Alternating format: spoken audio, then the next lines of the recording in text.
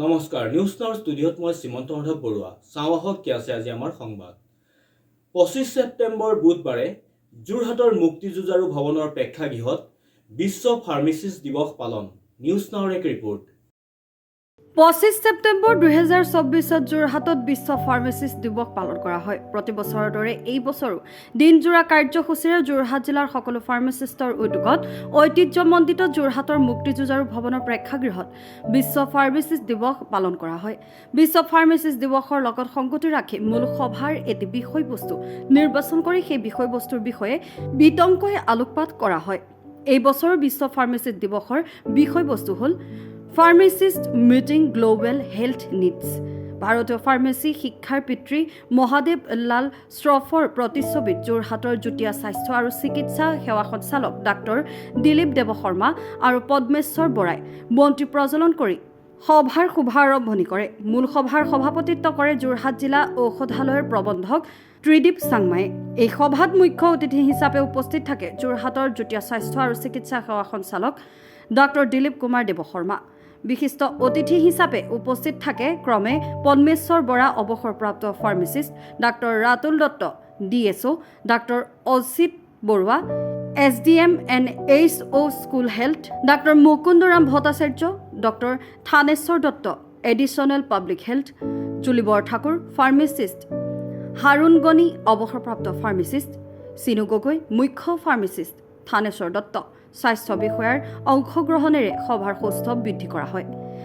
আৰম্ভণিৰে পৰা সভাৰ আঁত ধৰে অমৰেন্দ্ৰ কলিতাই আৰু বিভিন্ন দিশত সহায় আগবঢ়াই অনুষ্ঠানটি সাফল্যমণ্ডিত কৰে ক্ৰমে জ্যোতিপ্ৰসাদ দাস মনোজ শইকীয়া ঋতুপৰ্ণ দাস অঞ্জন জ্যোতি বৰা গীতাঞ্জলি দেৱী বিষ্ণু বৰুৱাৰ লগতে সকলো সদস্যই সন্ধিয়ালৈ আয়োজন কৰা সাংস্কৃতিক অনুষ্ঠানত যোৰহাট জিলাৰ সকলো ফাৰ্মাচিষ্টৰ অংশগ্ৰহণ কৰি সন্ধিয়াটো জীপাল কৰি তোলে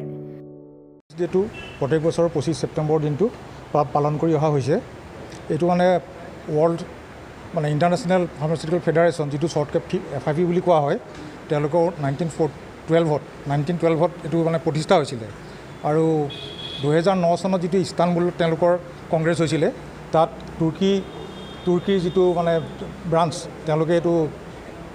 ছাজেষ্ট কৰিছিলে যে এই FIP প্ৰতিষ্ঠা হোৱা দিনটোকে 25 ছেপ্টেম্বৰ এইটো আমি ফাৰ্মাচিষ্ট হিচাপে পালন কৰিব লাগে আৰু তেনেদৰে এইটো 2010 চনৰ পৰা এইটো পালন কৰি অহা হৈছে আৰু আমাৰ ভাৰতবৰ্ষত এইটো যিটো PCI pharmacy council of India যি মানে ফাৰ্মাচিউটিকেল বিভাগটো কণ্ট্ৰল কৰে তেওঁলোকে এইটো অফিচিয়েলি ঘোষণা কৰিলে যে 2013 চনত যে এইটো আমিও ইণ্ডিয়াটো পাতিব লাগে আয়োজন কৰিব লাগে সেই তেতিয়া আমি 2013 চনৰ পৰা আমি যোৰহাট ডিষ্ট্ৰিক্টে পালন কৰি আহিছোঁ আজিও আমাৰ যোৰহাট ডিষ্ট্ৰিক্টত এইটো পালন কৰা হ'ল দিনজোৰা কাৰ্যসূচীৰে আমাৰ ৰাতিপুৱাৰ ভাগত গছপুলি ৰোপণ আছিলে আমাৰ মাননীয় জইণ্ট ডাইৰেক্টৰ ছাৰ যোৰহাট জিলাৰ দিলীপ দেৱ শৰ্মা ছাৰ তেখেতে এটা পুলি ৰোপণ কৰিলে তাৰপিছত আমাৰ বিভিন্ন কাৰ্যসূচী আছিল আমাৰ বিভিন্ন স্বাস্থ্য বিভাগৰ অফিচাৰসকল আহিছিল তেওঁলোকে তেওঁলোকৰ বক্তৃতা আগবঢ়ালে আৰু পিছলৈ আমাৰ সাংস্কৃতিক অনুষ্ঠান আছিল এভাগো হ'ল আমি এনেকৈ দিনজোৰা কাৰ্যসূচীৰে ফাৰ্মাচিষ্ট ডেটো আয়োজন কৰিলোঁ আৰু ফাৰ্মাচিষ্ট ডেটো প্ৰত্যেক বছৰে এটা থিম থাকে এইবছৰ থিম আছিল যে pharmacist global health needs meeting global health needs আৰু সেই থিমটোৰ ওপৰত তেনেকৈ পৰ্যালোচনা কৰা হ'ল প্ৰত্যেক বছৰে থিমটো লোৱা হয় আৰু ফাৰ্মাচিষ্ট যিসকল আমাৰ যিটো ফাৰ্মাচিষ্ট ফেটাৰ্নিটি ইয়াৰ লগতে চাইণ্টিষ্ট জড়িত আছে যিটো মানে মেডিচিন ডেভেলপমেণ্টৰ কাৰণে যিখিনি জড়িত আছে চাইণ্টিষ্ট তেওঁলোক জড়িত আছে তেওঁলোকক সকলোকে আমি কৃতজ্ঞতা জনাইছোঁ আৰু আমাৰ যিখিনি ধৰক বাকী কমিউনিটি ফাৰ্মাচিষ্ট আছে ছ'চিয়েল ফাৰ্মাচিষ্ট আছে তেওঁলোকৰ কাৰ্য প্ৰণালীকো আমি কৃতজ্ঞতাৰে স্মৰণ কৰিছোঁ আজিৰ দিনটোত আৰু যিসকল আমাৰ মাজৰ পৰা ইতিমধ্যে হেৰাই গ'ল আমি তেওঁলোককো সচৰাৰে স্মৰণ কৰিলোঁ আমাৰ দিনজোৰা কাৰ্যসূচী এনেকৈয়ে আমি পালন কৰিলোঁ আজি ৰাতিপুৱা আমি ঠিক 9টামান বজাৰ পৰাই 9টামান বজাৰ পৰাই পালন কৰা হৈছে বৃক্ষৰোপণ হ'ল তাৰপিছতে মুকলি সভা আৰম্ভ হ'ল মুকলি সভা আৰম্ভ হৈ গোটেই বিভিন্ন সমস্যা বা ফাৰ্মাচিষ্টৰ সমস্যাৰ ওপৰত তেনেকৈ বিশ্লেষণ কৰা হ'ল ছাৰসকলো আহিছিলে আৰু আমাৰ লেডিজ ফাৰ্মাচিষ্টৰ পৰা আদি কৰি সকলোৱে বেছ উলহ মালহেৰে আজিৰ দিনটো প্ৰতি বছৰে পালন কৰাৰ দৰে পালন কৰা হ'ল আৰু লাষ্টতে কালচাৰেল অনুষ্ঠানটো পালন কৰা হ'ল মুঠতে খুব ভাল লাগিলে প্ৰতি বছৰৰ নিচিনাকৈ খুব ভাল লাগিলে আৰু আগলৈও এদে হৈ থাকিব বুলি আশা ৰাখিলোঁ ফাৰ্মাচিষ্টসকলক আমাৰ স্বাস্থ্য বিভাগৰ মেৰুদণ্ড বুলি কোৱা হয় ফাৰ্মাচিষ্টসকলে ডক্টৰে এজন ৰোগীক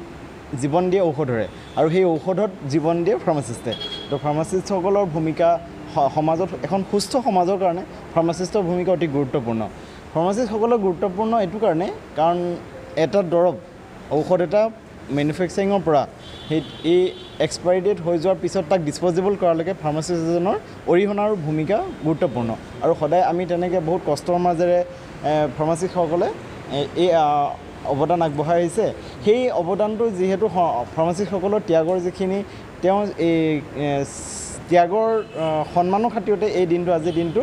আমাৰ ফাৰ্মাচিষ্ট ডে হিচাপে পালন কৰা হয়। আজি আমি তেনেকৈ দিনজোৰা কাৰ্যসূচীৰে বহুত ভালদৰে আমাৰ মত বিনিময় কৰিলোঁ। বহুত দিনৰ মূৰত আমি লগ পালোঁ, যিহেতু আপুনি জানে আমি ব্যস্ততাৰ মাজত আজি আমি লগ হ'লোঁ সকলোৱে। আমি বহুত ভাল লাগিলে আৰু এনেকৈ সমাজত মানে ফাৰ্মাচিষ্টৰ যিটো প্ৰতিচ্ছবিটো সেইটো আমি সমাজত দেখুৱাবৰ কাৰণে যে সমাজত এটা ভুল ধাৰণা আছে যে ফাৰ্মাচী এখন খোলাজনেই ফাৰ্মাচিষ্ট বা তাত বহি থকাজনেই ফাৰ্মাচিষ্ট। একচুৱেলি নহয়। ফাৰ্মাচিষ্ট কি হয় সেইটো কাৰণে এই সমাজৰ মাজত আমি আগবঢ়াই নিবৰ কাৰণেও আজি এই দিনটো আমি পালন কৰি আজি আমি দিনটো পাৰ কৰিলোঁ। শ্ৰীমন্ত মাধৱ বৰুৱাৰ ৰিপৰ্ট, যোৰহাট।